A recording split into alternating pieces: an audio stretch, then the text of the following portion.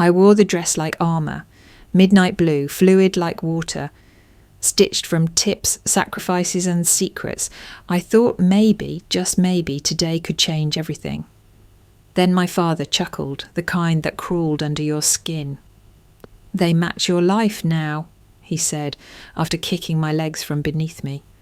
I crashed to the floor, knee screaming, pride shattered.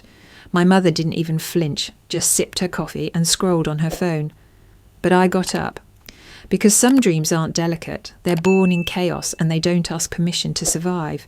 Evelyn Jameson was 39 years old and still sleeping in the same creaky bedroom she'd grown up in, 2 doors down from the kitchen where her parents argued about toast and TV remotes every morning. She was a waitress at Rosie's Diner on Route 17, the kind of place where the linoleum floor always felt sticky. The coffee came in chipped mugs, and the regulars knew your name, but not your dreams. And Evelyn had one, just one. Every night after closing, after scraping grease from griddles and wiping down the same laminated menus, she came home, kicked off her non-slip shoes, and tiptoed past her sleeping father's recliner. Then she'd head to the garage, converted once into a sewing room, now her private dance studio, if you were generous enough to call a dusty mirror and warped floorboards a studio. She'd pull out her Bluetooth speaker, the kind that cut out randomly mid-song and move. Slow, deliberate, arms sweeping through the air like she was slicing open something sacred. The garage smelled of mildew and memory, but Evelyn didn't care. In those stolen hours, under the weak glow of a single flickering bulb, she wasn't the waitress daughter of Don and Margaret Jameson. She wasn't the woman whose life had calcified into habit and silence. She was just movement. Her father, Don, called it twirling around like an idiot. He said it with a beer in hand, legs sprawled across the coffee table like a king of some forgotten kingdom. If he caught a glimpse of her slipping back inside from the garage, sweat shining on her face, he'd grunt, "Still playing pretend, huh?" Her mother, Margaret, never said much. She'd just roll her eyes, mutter something about Evelyn wasting her energy, and ask why she hadn't applied for the night manager position at the diner. "At least then you'd have something to show for your time," she said. Once, folding laundry like it was a competition. They didn't ask where Evelyn went after work. They didn't care to know. But Evelyn knew. She knew every inch of the cracked garage floor, every beat in the song she'd choreographed herself.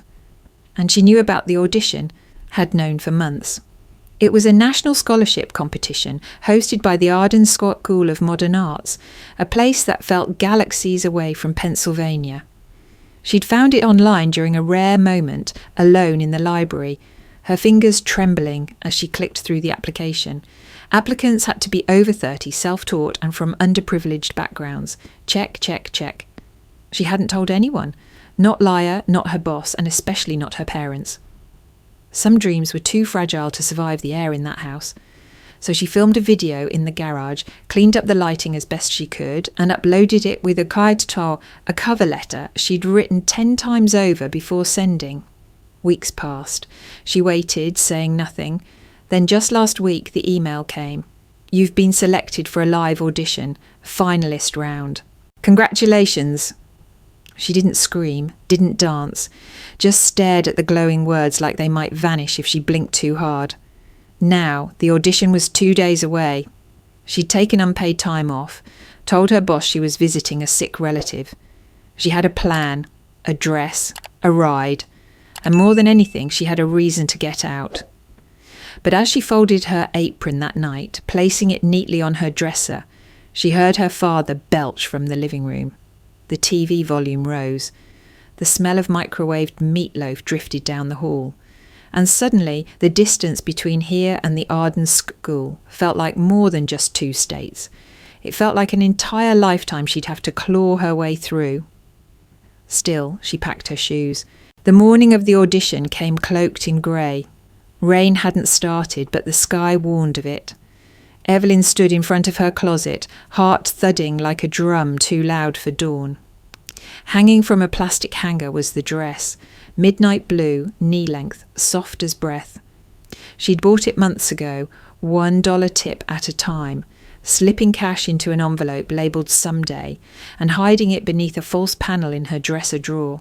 It was the most expensive thing she'd ever owned that wasn't used or gifted, a symbol of defiance wrapped in chiffon.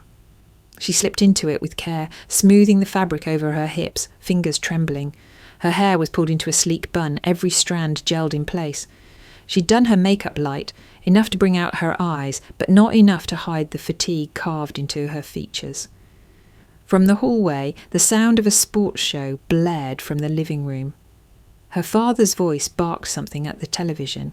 Her mother's laugh followed, thin, sharp, distant. Evelyn checked the time. 8:04 a.m. She was supposed to be at the centre by 9:30. Plenty of time if she kept moving. She picked up her duffel bag, heavy with shoes, wraps and water bottles, and stepped into the hallway. The smell of stale beer and reheated sausage hit her like a wall. Her heels clicked softly on the floor as she made her way towards the front door. Then came the voice, slick with mockery. "Well, don't you look fancy?" Her father was stretched out on the couch, beer in one hand, remote in the other. He looked her up and down, eyes squinting like she was a joke he couldn't quite remember the punchline to. "Big date?" he asked. Evelyn kept her face neutral. "Just going out." "Where to? A clown convention?" He snorted. "They'll love that little ballerina act." She didn't answer. Her mother was sitting in the recliner, eyes glued to her phone, thumbs flying. She didn't even glance up. Evelyn took a breath and moved towards the door. She should have seen it coming. The movement was so fast, so casual, it could have been an accident. His foot swept out just as she passed. The side of his boot caught both her ankles in one smooth, practised motion. Her legs flew out from under her. She crashed to the ground, knee first, the sound of bone hitting tile echoing like a gunshot in her ears. Pain exploded up her leg, white-hot and blinding. Her bag hit the ground beside her, the zipper popping open. Evelyn gasped, but no scream escaped. She clenched her jaw as she pressed a hand against the couch to steady herself. Her father leaned back, grinning. "Now they match your life," he said. "Broken." Her mother didn't even flinch. "Maybe you can still twirl with a limp," she murmured, eyes still on her screen. The pain was sharp and pulsing, but deeper than that was the cold wash of humiliation. Her dreams, her dress, her effort, all of it crushed into that single moment of cruelty. Still, Evelyn didn't cry. She didn't curse. She didn't scream or fall apart. Instead, she gathered her breath, shifted her weight, and slowly rose to her feet. The dress hung a little crooked now. Her right knee throbbed in protest, but she adjusted her bun with steady fingers, picked up her bag without a word, and walked towards the door again. Behind her, the TV blared louder. Her parents' voices blurred into background noise. She stepped outside into the pale morning light, closed the door behind her, and didn't look back, not even once. The ride to the audition centre felt longer than it was. Evelyn sat in the back of a rideshare, trying not to let the pressure building in her right knee show on her face. Every bump in the road sent a sharp jolt up her leg, but she kept it together. She'd done harder things. She'd survived worse. The community centre came into view, modern glass front, clean lines and colourful banners fluttering in the light wind. It felt like another world. She stepped out of the car carefully, favouring her left side, and adjusted the strap of her dance bag. Her breath came shallow. Inside, dancers milled around in coordinated warm-ups, laughter and nerves mixing in the air. Some were stretching, others reviewing choreography. The lobby smelled of hairspray and citrus-scented floor cleaner. Evelyn moved towards the check-in table, her limp subtle but constant. A receptionist smiled at her. "You made it just in time," she said brightly. "Room A3 for warm-up. You're in the final slot." "Ah," Evelyn nodded. "Thanks." Her voice sounded smaller than she liked. She followed the signs towards the warm-up room, heart pounding harder with every step. Her knee throbbed now, not just pain but swelling. She reached into her bag as she walked and found the knee wrap she always carried, just in case. Today wasn't supposed to be a just-in-case day. Today was supposed to be everything. She ducked into a corner of the dressing area and quickly wrapped her knee, hissing as the compression bit into bruised flesh. She stood, took a few tentative steps. Manageable, barely. "Eve?" She turned and saw her best friend Laia standing a few feet away in a black rehearsal hoodie. Her eyes widened as they dropped to Evelyn's knee. "What happened?" she whispered, stepping closer. Are you hurt?" Evelyn forced a smile. "Just a tweak last night. I'm fine." Leia didn't look convinced. "You sure? We can tell them. Maybe they'll give you a later slot." "No," Evelyn said quickly. "I've waited too long for this." Leia's expression softened. "Okay, I've got your back." The two hugged briefly before parting ways. Evelyn walked towards the side entrance of the performance hall. Every step felt like testing the limits of her body's patience. She leaned against the wall, stretching carefully, closing her eyes as she ran the routine through her head one more time. She could do this. She had to. A staff member called her name. "You're up next." She exhaled and nodded. The hallway to the stage felt longer than she remembered, brighter, louder, the kind of space that could swallow nerves whole. Then she was standing at the edge of the stage, lights dimmed, the hush of an expectant audience settling like mist. She stepped into the spotlight. The music began, soft, pulsing, building with each note. Evelyn moved slowly at first, each motion deliberate. Her arms extended with grace, her torso bending like willow branches. She found her rhythm, let the music guide her. Then the turn came, a full spin on her right leg, the one her father had tried to take from her. She braced, pivoted, and felt her balance slip. A sharp inhale rippled through the audience. Her left foot skidded slightly. Her arms flailed just for a second. Her heart stopped, but her body didn't. She caught herself, shifted her weight and pushed forward into the next motion like nothing had happened. Her eyes locked forward, her jaw clenched. The pain screamed, but she danced through it. Step after step, she poured herself into the choreography. Not just the movements, but the meaning. This was her story. Every motion, a line in a letter she'd never been allowed to write. When the final note faded, she hit her last pose with a sharp exhale. Her chest rose and fell. The lights dimmed slowly. No one clapped, yet. There was only silence. And in that silence, Evelyn stood taller than she ever had before. As Evelyn stepped backstage, her hands trembled. Not from nerves, but from pain masked too long and pride held too tight. She made her way to the nearest bench and collapsed onto it, exhaling so forcefully it felt like her soul escaped with the breath. She didn't cry, she wouldn't, not here. But her knee pulsed like it had its own heartbeat, and her body screamed for rest. Footsteps approached, not hurried but purposeful. "Evelyn Jameson?" She looked up. The woman before her was tall, mid-60s perhaps, with striking silver hair pulled into a bun so tight it looked carved. She wore a black blazer and held a clipboard like it was an extension of her spine. "Yes," Evelyn said, straightening despite the pain. The woman smiled, not the kind people wear when they're being polite, but the kind that flickers when something genuine slips through. "My name is Marissa Calder. I'm the lead adjudicator for this round," she said, then paused, as if waiting to see if Evelyn would recognise the name. She didn't. "You performed with incredible emotional depth," Marissa said, "and pain." Evelyn's eyes lowered, embarrassed. "I'm not asking what happened," Marissa continued, "but I saw enough to know you weren't physically at your best, yet your artistry was undeniable." Evelyn blinked, unsure what to say. "So," Marissa said, "we'd like to offer you a private audition next week. No pressure, no audience, just you and a clean floor." Evelyn's throat tightened. "Really?" Marissa nodded. "We don't usually do this, but I believe your story isn't finished yet, and I want to see it when it is." Evelyn swallowed hard. "Thank you," she whispered. Marissa handed her a card. "Email me directly, we'll set it up." With a final nod, the judge turned and disappeared into the flow of organisers and dancers. Evelyn sat frozen, the card pinched between her fingers like a lifeline. A second chance on her terms. Her chest swelled with something dangerously close to hope. She slipped the card into her bag and reached for her phone, planning to text Leia and let her know she'd be late getting back. Instead, she froze. A message blinked on the screen. "Mum. Hey, honey. How did your little show go today? Hope you didn't fall again like you did in high school, LOL. Let me know," Aunt Karen's asking. Evelyn stared at the text, a knot tightening in her stomach. There was no warmth in those words, no genuine curiosity. Just the same passive-aggressive poison served with a smiley face and a wink. The line about falling in high school?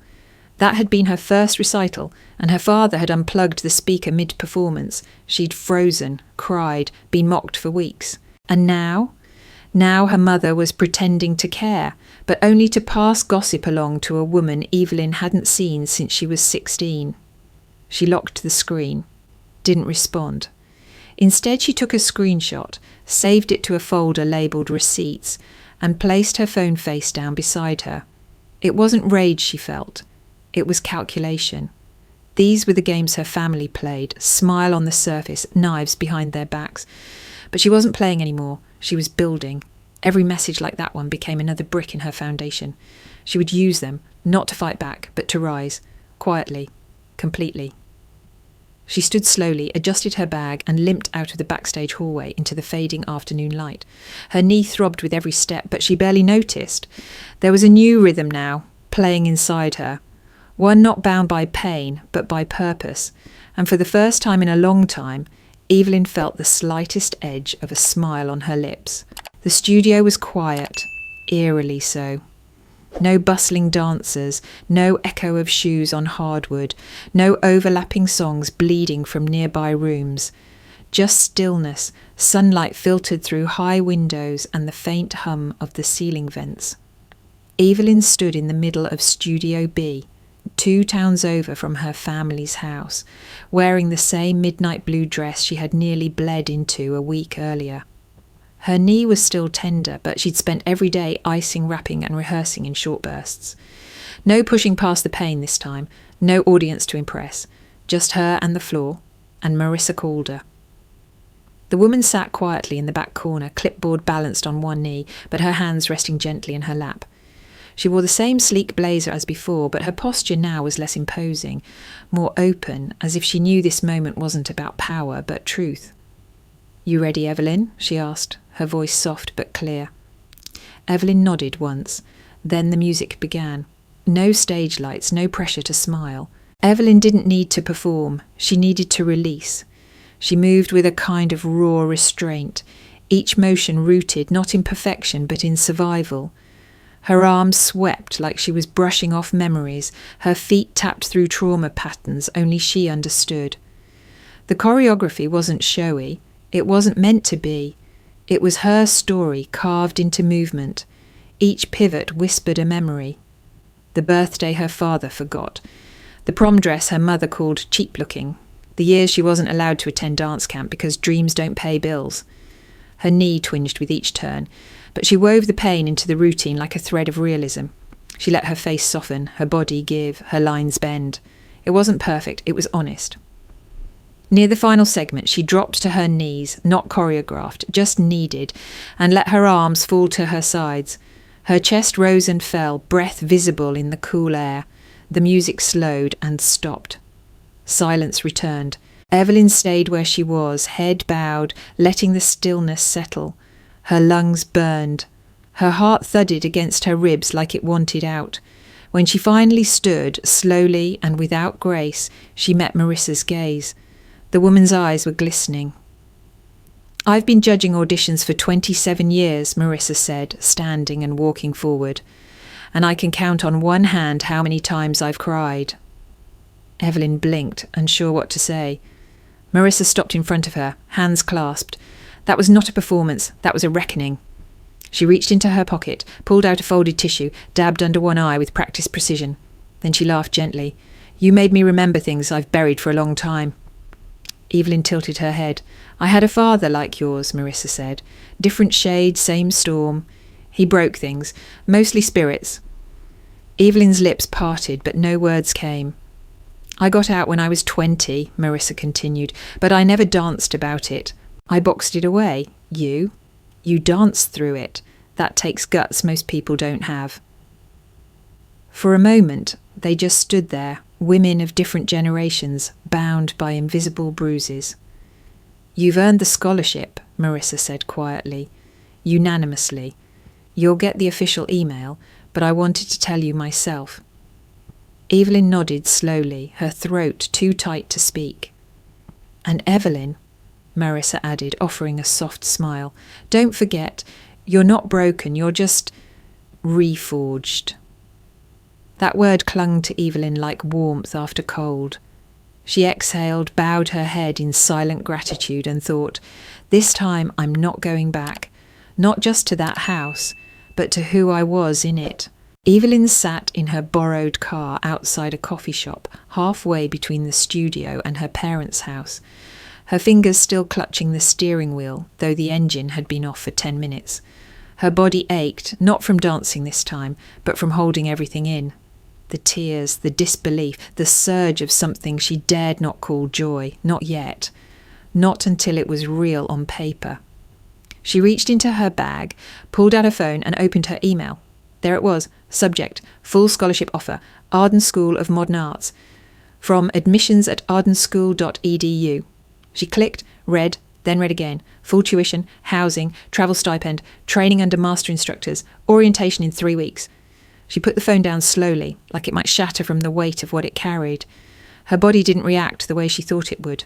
No leaping joy, no celebratory scream. Just a deep, long breath that felt like exhaling 19 years of holding back. Then came the second email. Subject, private follow-up. Marissa Calder, from macalder@ardenschool.edu. Evelyn opened it cautiously. Dear Evelyn, your solo this morning was not only one of the most powerful performances I've ever witnessed, but a reminder of why this art exists. To transform. In light of your clarity of expression and your ability to lead through pain, I'd like to offer you a part-time mentorship role for the first-year programme. As an assistant to the choreography department, you'll help guide new students, some of whom may be walking into this world with wounds not unlike yours.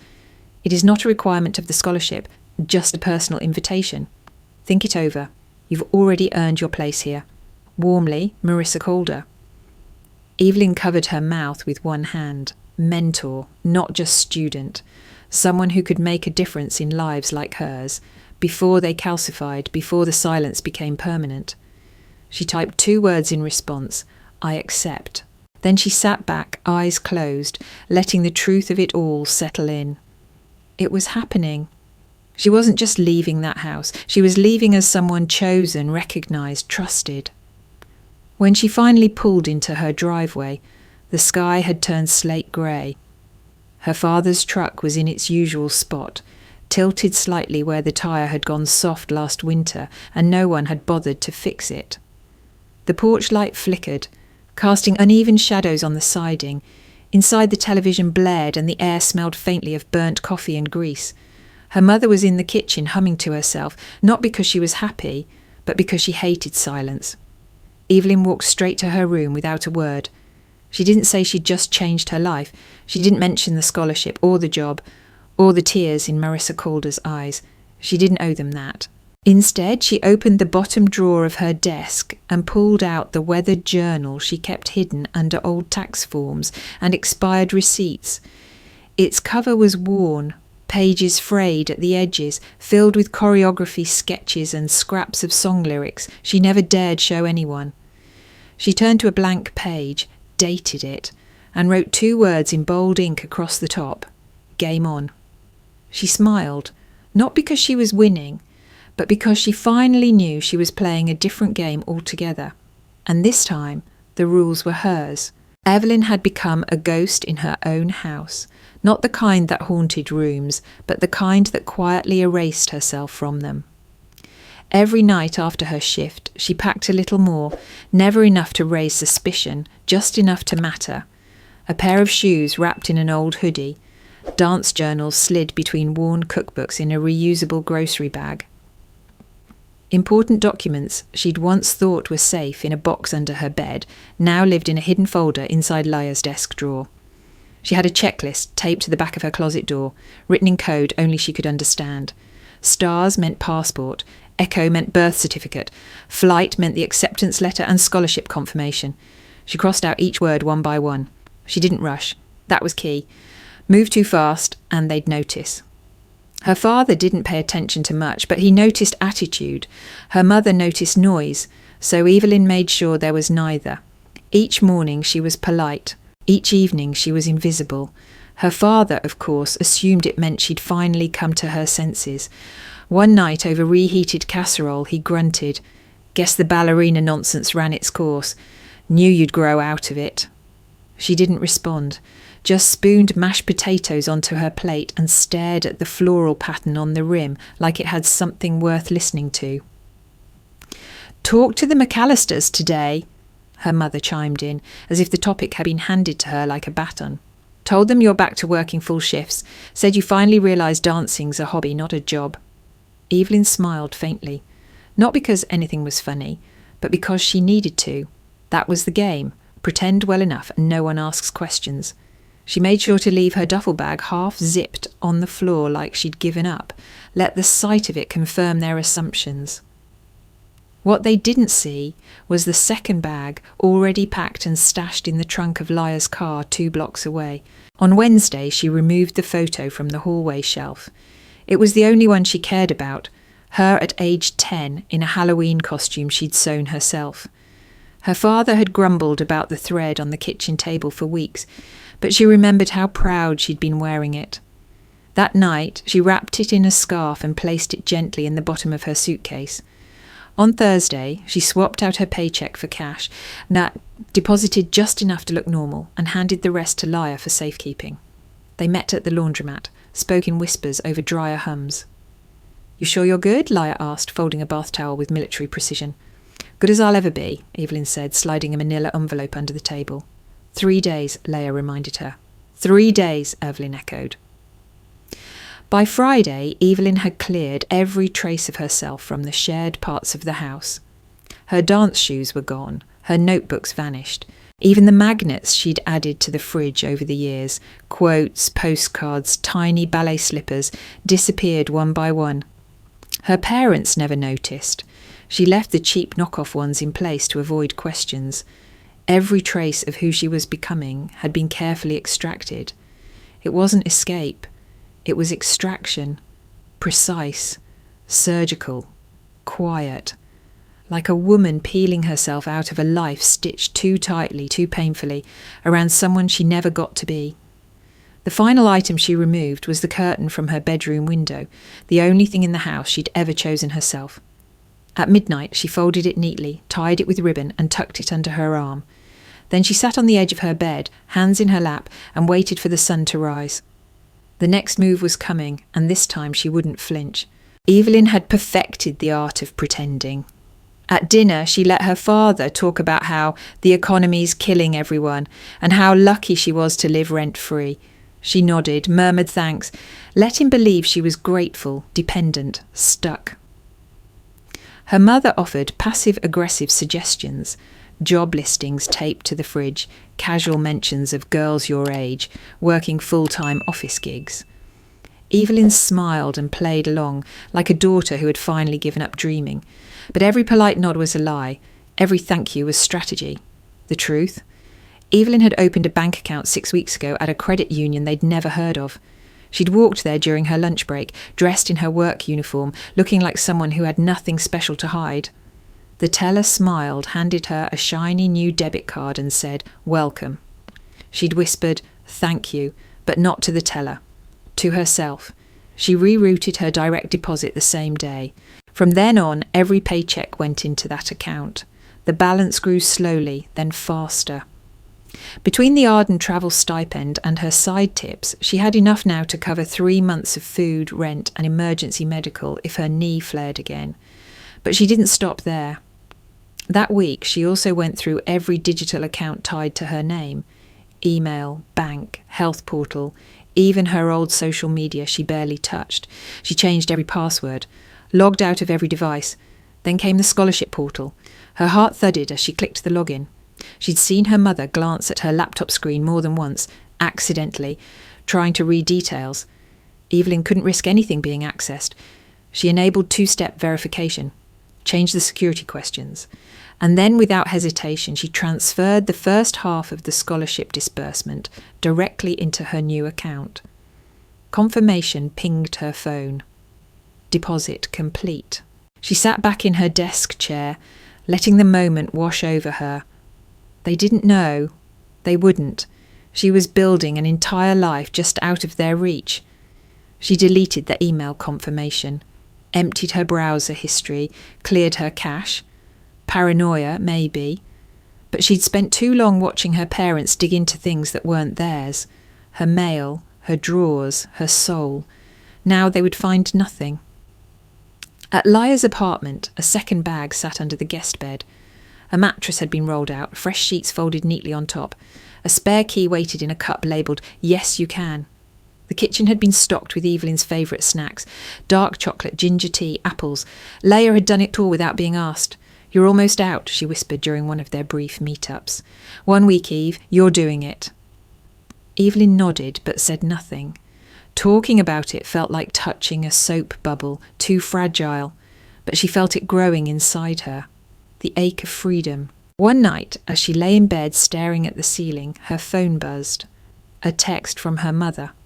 "Mum, don't forget to leave your bank info. Dad wants to send your tax return to the account we've always used." Evelyn stared at the screen. That account had been closed 2 weeks ago. She didn't reply. She didn't need to. Let them wonder. Let them suspect. Let them believe whatever narrative helped them sleep. She was done explaining.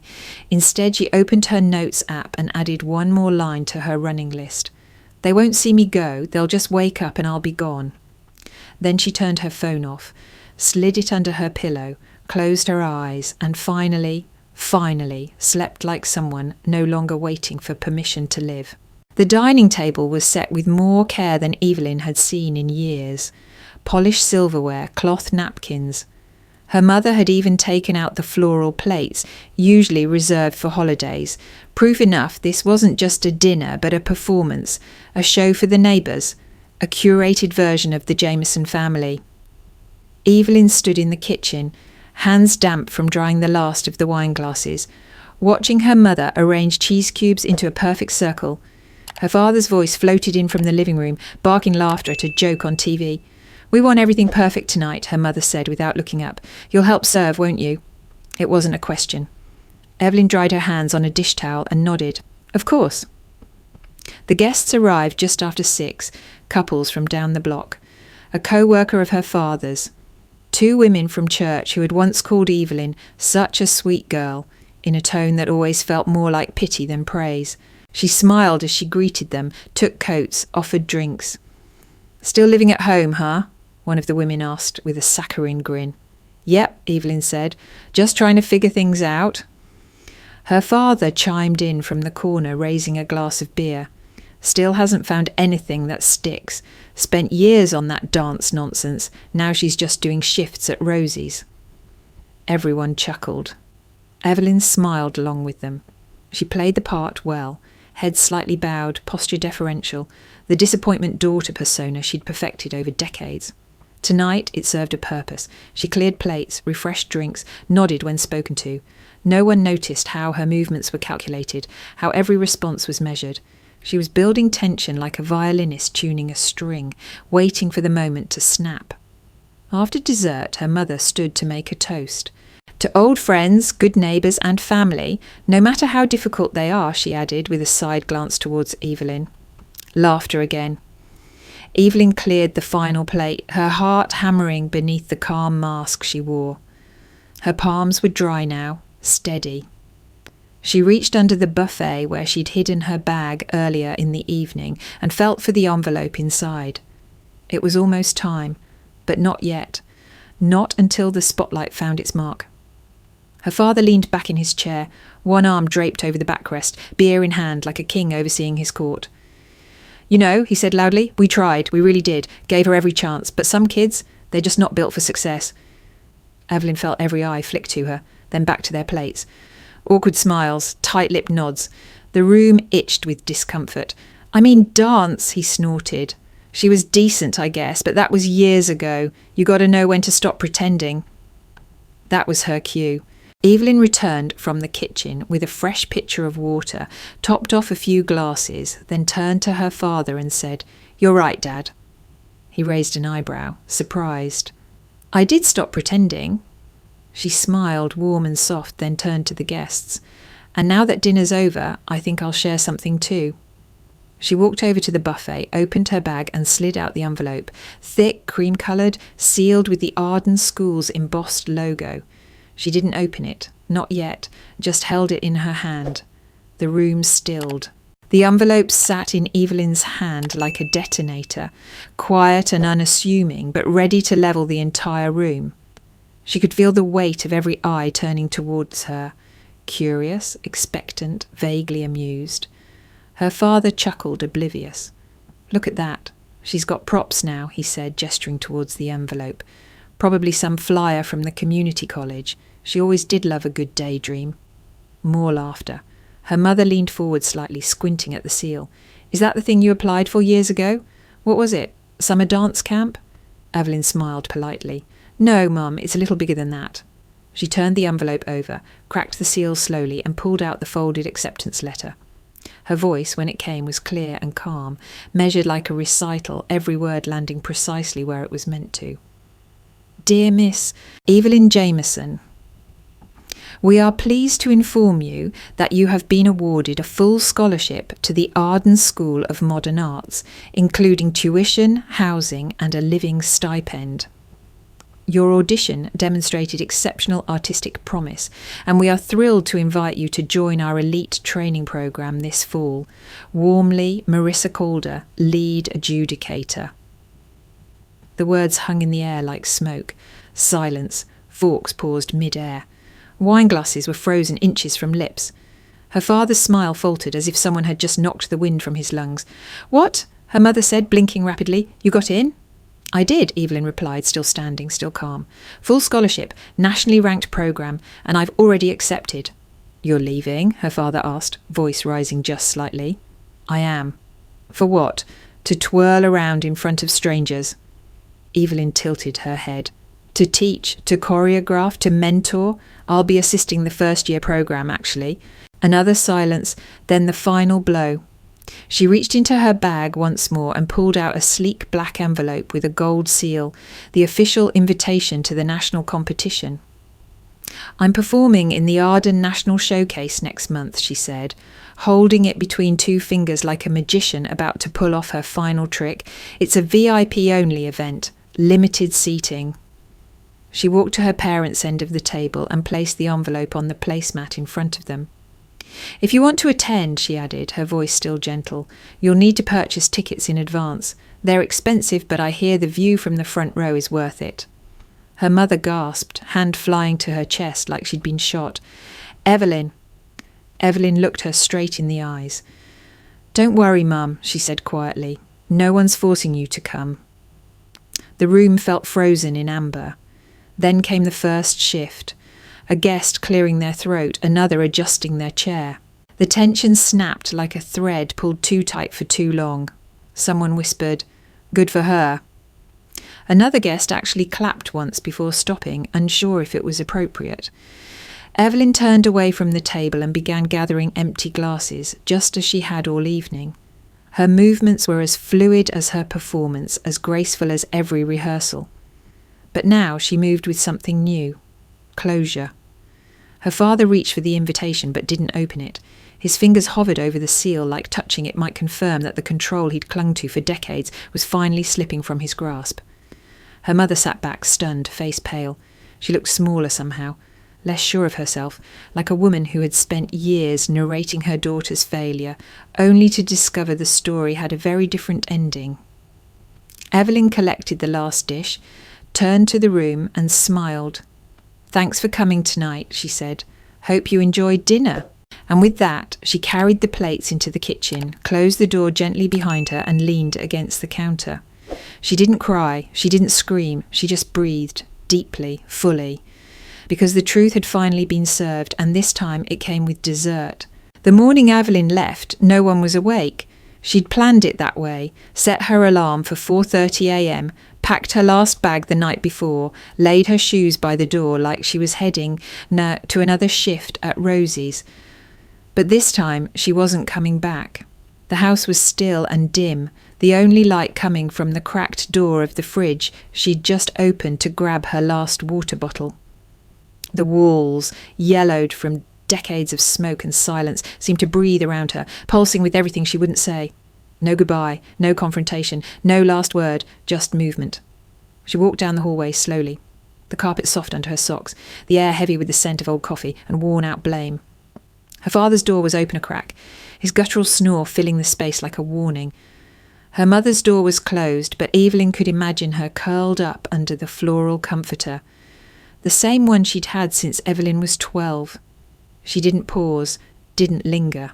At the door of her bedroom, she turned the knob and slipped inside one last time. The room looked different now, emptied, bare, a shell of who she'd been. The bed was made, the dresser drawers were empty, the closet door ajar just enough to show nothing hung inside. Only the curtain rod remained, naked. On the centre of her pillow, propped perfectly in the middle of the bed, sat a sheet of notebook paper, torn neatly, the handwriting deliberate. Don't wait up. That was it. No signature, no emotion. Just a final note in a lifetime of silence. She stood there for a second, letting the quiet of the room press into her. She thought she might feel something. Bittersweetness, perhaps. Regret, even. But there was nothing, not even numbness, just clarity. She turned off the light and closed the door behind her. At the end of the hallway, she took one last look around the living room. The beer-stained recliner, the faded wallpaper, the photos on the wall that hadn't changed since her 12th birthday. Then she reached for the front door, turned the knob, and stepped into the cool morning air. Leia's car was waiting at the corner, headlights off, engine low and steady. Evelyn pulled her duffel bag over her shoulder and walked without looking back. When she climbed into the passenger seat, Leia didn't say a word. She just handed over a travel mug of coffee and pulled away from the curb like they were leaving any ordinary place, not the epicentre of years' worth of pain. The sun was barely cresting over the horizon, bathing the street in soft gold. Evelyn sipped the coffee, bitter, perfect.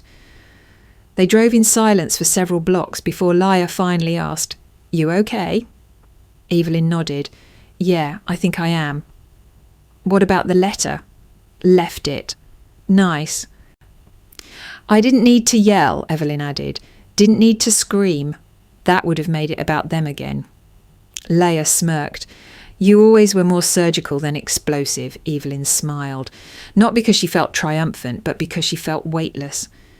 They reached the freeway. The sign overhead pointed towards the city, toward the train station, toward Arden, toward everything Evelyn had been building in quiet, stubborn defiance. She rolled down the window just a crack and let the wind tug at her hair. Behind her, the house sat in stillness, unaware it had just been left behind. At that exact moment, in that exact house, her father stirred, grumbled, and rolled over. Her mother's phone buzzed from the nightstand, flashing a low battery warning. Neither of them noticed the silence. Neither of them read the note. Not yet. But they would, eventually. And when they did, they'd realise something far worse than Evelyn running away. She hadn't run. She'd walked calmly, confidently, completely. And she hadn't looked back. Leia's apartment wasn't big, just a one-bedroom with sun-streaked windows and mismatched furniture. But to Evelyn, it felt like the world had opened up. There was space. There was quiet. And for the first time in her adult life, there was no one watching her in case she failed. She slept on the pull-out couch at first, a little too short for her legs, but infinitely softer than the bed she'd left behind. The kitchen smelled like cinnamon and lemon-scented dish soap. The shower had decent pressure. The neighbours upstairs were a little loud, but they laughed more than they yelled, and that was a kind of music she hadn't realised she missed. Her morning started early, warm-ups before the sun rose, black coffee before words. By 7 a.m, she was deep into conditioning, floor work, balance drills, stretching until her muscles quivered. Leia, who worked afternoons at a gallery downtown, gave her the space she needed, but always came home with something small. A protein bar, a new playlist, a look that said, "I'm proud of you even if you don't say a word." In the afternoons, Evelyn rehearsed the national competition piece, the one she'd choreographed after her private audition. It was sharper now, angrier in places, but it still told the story she needed to tell. Each movement was precise, each breath earned, each ache welcomed. She didn't let herself slack. Not now. Not after everything. By the third week, she knew the music backward, forward, and sideways. Her timing was tighter, her landings stronger. Even her injured knee, now fully wrapped and supported, seemed to understand. This was the final push. One Thursday afternoon, she returned from a solo session at the Arden practice wing, sweat-drenched and exhausted, to find an envelope taped to the apartment door. Thick cardstock, official seal. She opened it slowly. Dear Miss Jameson, we are pleased to inform you that you have been selected as the lead soloist representing Arden School of Modern Arts at the National Showcase. Your performance will serve as the programme's closing statement. Congratulations. The letter slipped from her fingers and landed on the welcome mat. For a long moment, Evelyn just stared at it. She was the closer, the face of Arden for the entire competition. It should have felt like a victory. But what rose in her chest wasn't celebration. It was pressure. Raw, heavy, immediate. She picked the letter up, walked inside, and placed it on the counter like it might explode. Laia looked up from the couch, brows lifting. Good news? I'm the closer, Evelyn said, voice flat. Laia's eyes widened. Holy Eve, that's incredible. It's something, Evelyn replied. She poured herself water, drank half the glass in one gulp. Her muscles burned, but that wasn't what made her tremble. It was the thought of everyone watching. Not just strangers, not just judges, them. Even if they weren't in the room, their ghosts would be. Every movement would be weighed not just against the artistic merit, but against a lifetime of being told she wasn't enough. And now she had to prove otherwise, publicly, perfectly. That night, after Laia went to bed, Evelyn sat by the window with a cup of cold tea and opened her journal. She flipped past pages of choreography notes, lists of practice goals, sketches of stage layouts. Then she found a blank page near the back. She dated the top, paused, and began to write. But not to Marissa, not to her parents, not to the judges, to herself. Dear Evelyn, you got out, you survived, you kept going, and now you're standing in a spotlight they tried to convince you didn't exist. You are not a mistake. You are not a burden. You are the result of every moment you refused to stay small. Thank you for not giving up on you. I'm proud of you. With love, me. She read the note 3 times before closing the journal. The tea had gone cold, but inside her something warmed. Not triumph, not pride, peace.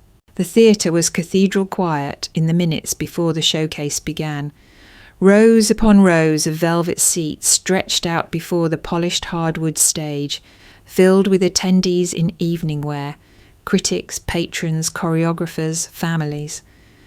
A panel of judges sat centred in the front row, stoic and unreadable behind clipboards and programmes. Up above, the box seating buzzed with murmurs, laughter, and the occasional click of a camera lens. But backstage, it was different.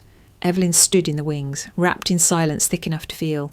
Her costume, a simple grey and silver leotard with sheer sleeves, hung on her like memory, like breath. Her hair was pulled back, her makeup soft, her muscles warm. Around her, other dancers whispered, stretched, paced. She was last, the closer. She would go on stage alone, under a single light, and offer her story without words. The programme labelled it simply, Requiem for the Forgotten. The piece told the story of a woman who lived her life in the shadows of others' expectations, who was shaped by silence and bent by guilt, who broke, but not all at once, slowly, invisibly, until one day she shattered just enough to see the light between the cracks. It was Evelyn's truth, disguised in movement, and tonight it would belong to the world. 5 minutes, came a voice through the intercom. Evelyn closed her eyes and pressed her palms together, grounding herself. You've already lived it, she reminded herself. Now you just have to dance it. The curtain rose on a quiet stage, dimly lit in cool blue. She stepped into the light as if stepping into water, each toe point soft but sure. The music, haunting minimalist piano, began with a low, trembling note. Her body moved with a kind of reverence, like she was unspooling a secret. Each motion unfolded as memory. A reaching hand never caught, a fall that didn't get up, a leap that ended in retreat. Her arms sliced through air like she was trying to cut through time. Her back arched not in grace but in pain, in surrender. The choreography was tight, deliberate and emotionally raw. And then came the middle section, the fall. She knew the moment down to the breath, had rehearsed it 100 times. But this time she let herself feel it fully. She ran forward, spun once, twice, and collapsed. Her knee struck the floor with real weight, her body folding inward like paper drowned in rain. The audience gasped. Some leaned forward, others froze mid-blink. For 3 beats, Evelyn didn't move. She let the room sit in it. Let them wonder, was it real? Was she hurt? Was the story over? Then slowly she rose, not gracefully, not with practised elegance. She rose with effort, with grit, with defiance.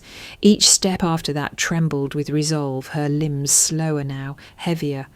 But each movement sang louder, deeper, rawer. Her hands reached higher. Her turns held longer.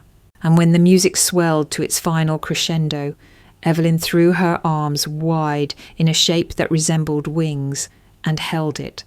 The lights dimmed, and for a moment no one breathed. Then came the applause. It started as a ripple, soft, tentative, like people were afraid to disturb what they'd just witnessed. But then it built, stronger, fuller. A few people stood, then a few more, until nearly the entire room was on its feet. Evelyn remained frozen in her final pose for 3 full seconds before bowing low and clean, her chest rising and falling in time with the pulse of her own rebirth. She scanned the crowd only once and saw them, back row, standing, arms crossed, her parents. Her mother looked stunned, almost unsure if she was seeing the right person. Her father stood stiffly, jaw set, unmoved by the ovation. But Evelyn didn't break her gaze. She looked right at them. Not for approval, not for permission, for closure. Then she turned, walked off stage, and let the curtains fall behind her like the last page of a book finally finished. Backstage, Evelyn stood just beyond the curtain, breath heavy, skin damp, heart racing. Her muscles trembled, not from effort, but from the raw, unfiltered emotion still coursing through her. Her costume clung to her body like memory. Applause still thundered beyond the curtain. But she didn't move. Not yet. She needed a moment to gather all the pieces of herself she had just thrown onto that stage. Somewhere in the back of her mind she'd seen them. Her parents, slipping into the auditorium halfway through the programme, arriving late, taking the only free space left, standing room near the exit doors at the back. They hadn't bought the VIP seats. Evelyn had known they wouldn't. The price was more than money. It required humility, acknowledgement. Neither came easily to them. They didn't sit, didn't clap, didn't blink, even when the rest of the audience rose to their feet. But they saw. They had to see. And for once, Evelyn hadn't danced for their approval. She danced for everyone else who'd ever been told that they were too much or not enough or nothing at all. She danced for herself. A stage manager gently touched her arm. "They're calling you back." Evelyn nodded. She stepped back into the light. The second standing ovation grew louder, this time with cheers. Some people whistled, others clapped until their palms must have burned. Cameras flashed, judges stood. Her peers gathered near the side curtains, peeking out, some with tears in their eyes. She walked to centre stage, slow and deliberate. The same floor that once symbolised an unreachable dream now bent beneath her feet, familiar and hers. She bowed again, this time lower, slower, and when she rose she looked to the back of the room, straight at them. Her father had his arms crossed, expression unreadable, like he couldn't decide whether to be angry, impressed, or both. Her mother's hand hovered near her mouth, the kind of half-covering that couldn't quite hide disbelief. Evelyn met their eyes, held their gaze, and then for the first time in her life she lifted her chin, not in defiance, not in arrogance, but in pure, radiant self-possession. Then she turned her back to them. The house lights shifted slightly, brighter now. Someone stepped onto the stage from the wings. A hush fell again. It was Marissa Calder, dressed in a floor-length navy gown. Her silver hair pulled into a tight braid, a velvet box in her hand. She walked towards Evelyn, microphone in the other. "Good evening," she said, her voice steady and full. The crowd stilled. Each year the Arden School of Modern Arts selects one graduating performer whose journey reflects more than just technical mastery. We look for someone who reminds us why art matters, why it heals, why it defies, why it survives. She paused, letting her gaze sweep over the audience before landing on Evelyn. This year that honour is not simply deserved, it is demanded. Nabitam, she opened the velvet box and revealed a gleaming silver medallion, etched with a single word, resilience. Evelyn Jameson, Marissa continued, turning to her, for your extraordinary bravery in turning pain into poetry, for reminding us that beauty is born in the places we're told to hide, I present you with the Arden Medal for resilience in art. Gasps, applause, a few scattered shouts of yes from somewhere in the balcony. Evelyn stepped forward, hands steady as she accepted the medal. Marissa leaned in and whispered, just for her, "You didn't just change the stage tonight, you changed us." Evelyn blinked back tears. Then, stepping to the mic, she faced the crowd. "I spent most of my life being told I should be smaller," she began. Her voice didn't shake. Quieter, easier to ignore. But dance never let me disappear. It gave me back my voice, my shape, my story. She paused, scanning the sea of faces. Not for her parents this time, but for herself. I didn't grow up in a home that believed in grace, but tonight you showed me that maybe, just maybe, I can build one that does. Thunderous applause followed her final bow. Backstage, people waited to hug her. Leia first, running forward with tear-streaked cheeks and a proud, breathless grin. "You did it," she whispered, arms tight around her. "No," Evelyn said softly. "We did." Outside the building, under a canopy of stars, she paused for a moment and looked back, just once. Her parents hadn't followed. They were gone, left quietly, as always. But that was fine. They'd seen what they needed to see. And Evelyn, she was finally done needing them to stay.